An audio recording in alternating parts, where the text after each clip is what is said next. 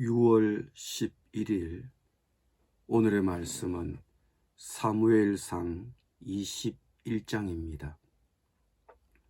다윗이 노베 가서 제사장 아히멜렉에게 이르니 아히멜렉이 떨며 다윗을 영접하여 그에게 이르되 어찌하여 내가 홀로 있고 함께하는 자가 아무도 없느냐 하니 다윗이 제사장 아히멜렉에게 이르되 왕이 내게 일을 명령하고 이르시기를 내가 너를 보내는 것과 내게 명령한 일은 아무것도 사람에게 알리지 말라 하시기로 내가 나의 소년들을 이러이러한 곳으로 오라고 말하였나이다.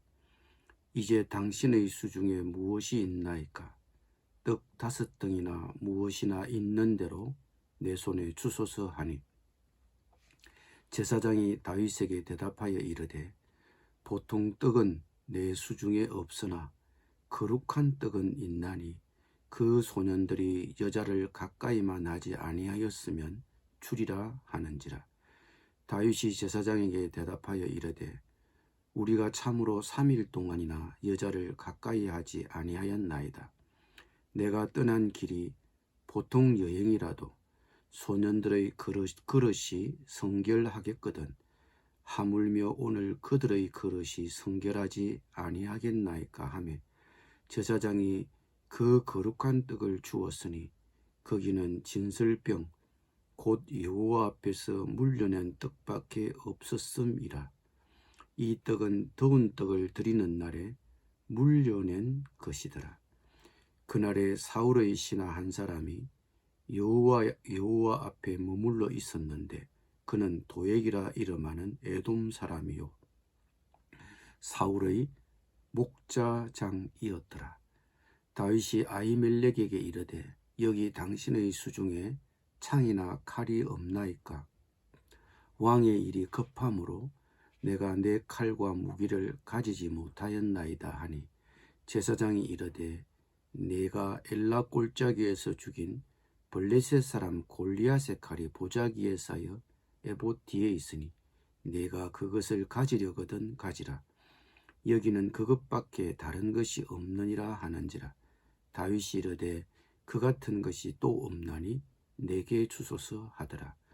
그날에 다윗이 사울을 두려워하여 일어나 도망하여 가드왕 아기스에게로 가니 아기스의 신하들이 아기스에게 말하되 이는 그 땅의 왕 다윗이 아니니까?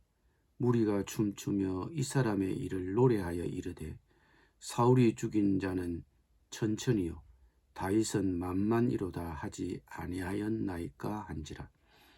다윗이 이 말을 그의 마음에 두고 가드왕 아기스를 심히 두려워하여 그들 앞에서 그의 행동을 변하여 미친 채 하고 대문짝에 거적거리며 침을 수염에 흘리매 아기스가 그의 신하에게 이르되 너희도 보거니와 이 사람이 미치광이로다. 어찌하여 그를 내게로 데려왔느냐? 내게 미치광이가 부족하여서 너희가 이 자를 데려다가 내 앞에서 미친 짓을 하게 하느냐? 이 자가 어찌 내 집에 들어오겠느냐 하니라. 아멘.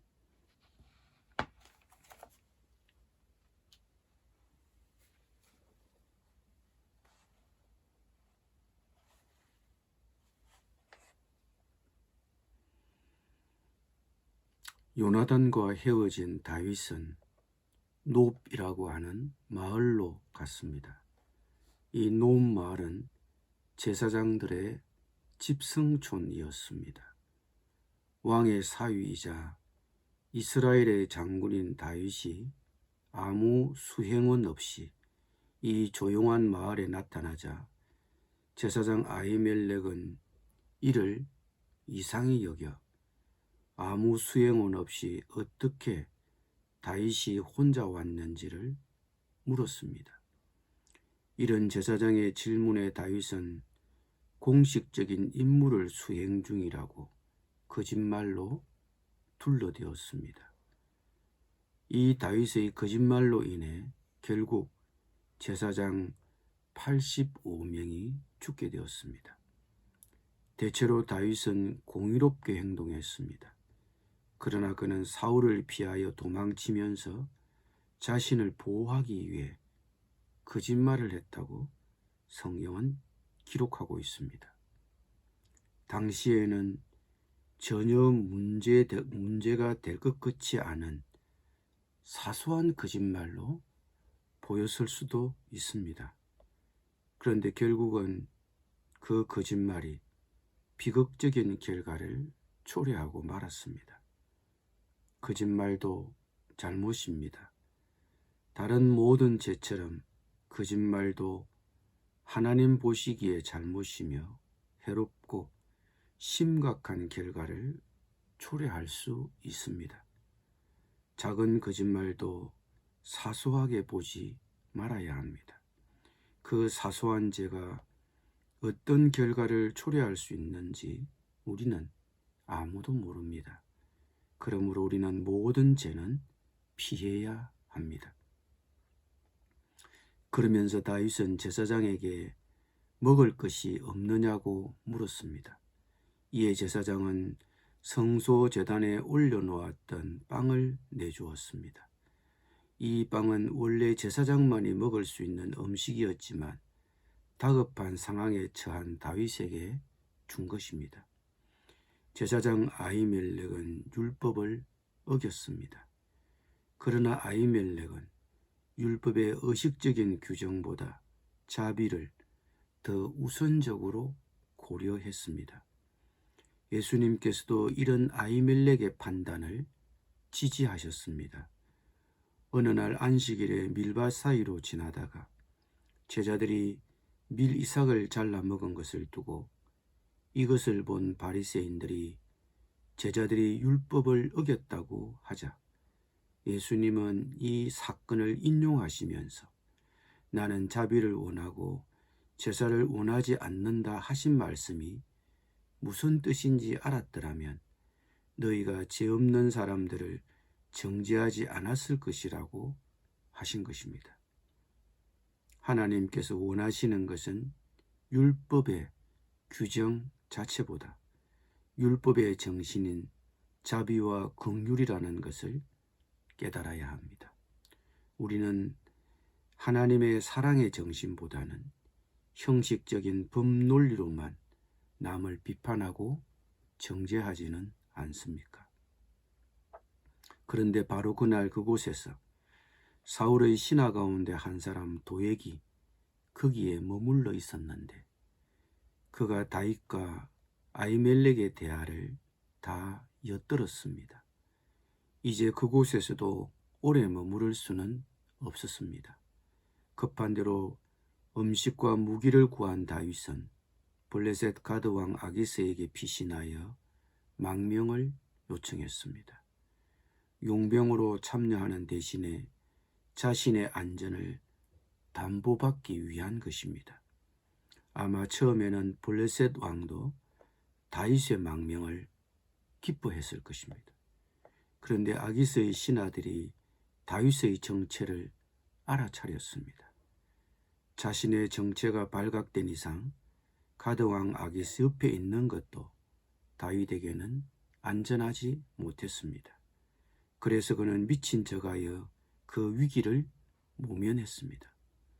국경을 벗어나 적국의 땅 블레셋에 망명하여 목숨을 부지해 보려고 했지만 그곳도 더 이상 그에게는 안전한 곳이 되지 못했습니다. 다윗은 이제 사람의 손길이 닿지 않는 광야로 나갔습니다.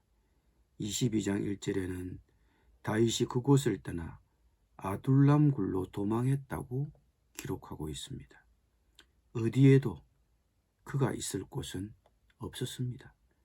조국 이스라엘도 적국 블레셋도 그를 내쫓았습니다. 그는 인적이 없는 들판 황폐한 땅으로 도망했습니다. 다윗은 이때의 그의 경험을 시로 남겨놓았습니다. 시편 34편은 아비멜렉 앞에서 미친 채 하다가 쫓겨나서 지은 다윗의 시라는 표제어를 갖고 있습니다. 내가 여호와를 항상 송축하며 내 입술로 항상 주를 찬양하리이다. 내 영혼이 여호와를 자랑하리니 공고한 자들이 이를 듣고 기뻐하리로다. 내가 나와 함께 여호와를 강대하시다 하며 함께 그의 이름을 높이세. 내가 여호와께 간구하매 내게 응답하시고 내 모든 두려움에서 나를 건지셨도다. 그들이 주를 앙망하고 광채를 내었으니 그들의 얼굴은 부끄럽지 아니하리로다. 이 공고한 자가 부르짖음에 여호와께서 들으시고 그의 모든 환난에서 구원하셨도다. 여호와의 천사가 주를 경외하는 자를 둘러 진치고 그들을 건지시는도다. 너희는 여호와의 선하심을 맛보아 알지어다. 그에게 피하는 자는 복이 있도다. 너희 성도들아 여호와를 경외하라. 그를 경외하는 자에게는 부족함이 없도다. 젊은 사자는 궁핍하여 줄일지라도 여호와를 찾는 자는 모든 좋은 것에 부족함이 없으리로다. 너희 자녀들아 와서 내 말을 들으라. 내가 여호와를 경외하는 법을 너희에게 가르치리로다. 생명을 사모하고 연수를 사랑하여 복받기를 원하는 사람이 누구뇨? 내 혀를 악에서 금하며 내 입술을 거짓말에서 금할지어다.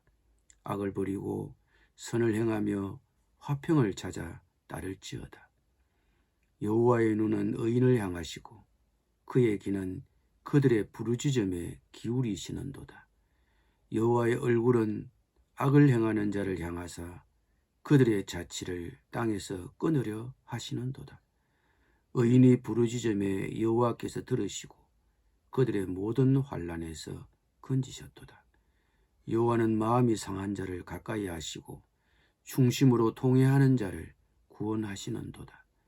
의인은 고난이 많으나 여호와께서 그의 모든 고난에서 건지시는도다. 그의 모든 뼈를 보호하시며 그 중에서 하나도 꺾이지 아니하도다. 악이 악인을 죽일 것이라. 의인을 미워하는 자는 벌을 받으리로다. 여호와께서 그의 종들의 영혼을 속량하시나니 그에게 피하는 자는 다 벌을 받지 아니하리로다.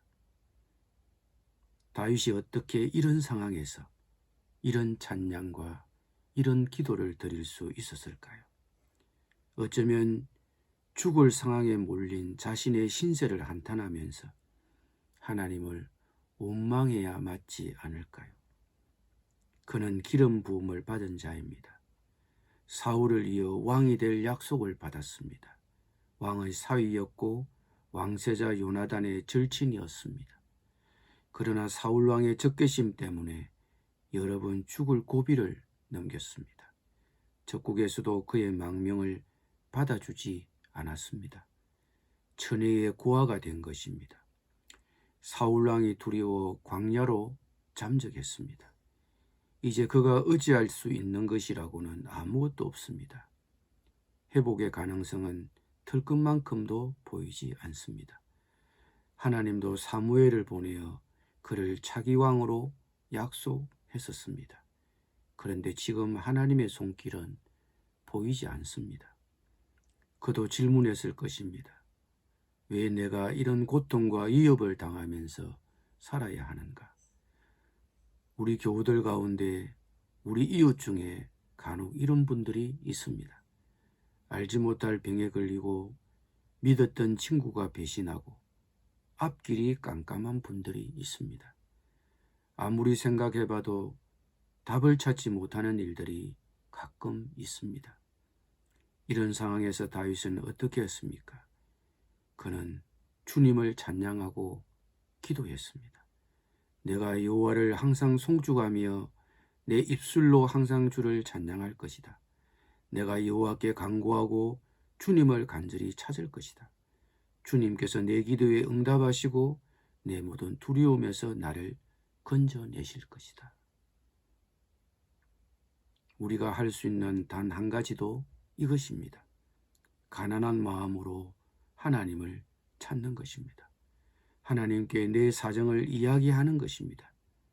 그것이 다윗이 찾은 해답이었습니다. 하나님을 배신하지 말고 하나님을 신뢰하고 하나님께 구하는 것입니다.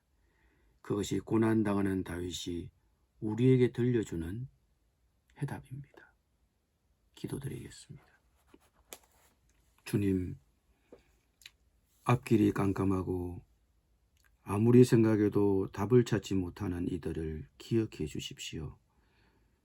회복의 가능성이 들끝만큼도 보이지 않고 하나님의 손길마저도 보이지 않는 그런 이들을 보살펴 주옵소서. 그들이 그럼에도 하나님을 찬양하며 하나님께 답을 찾게 하옵소서. 예수님의 이름으로 기도드립니다. 아멘.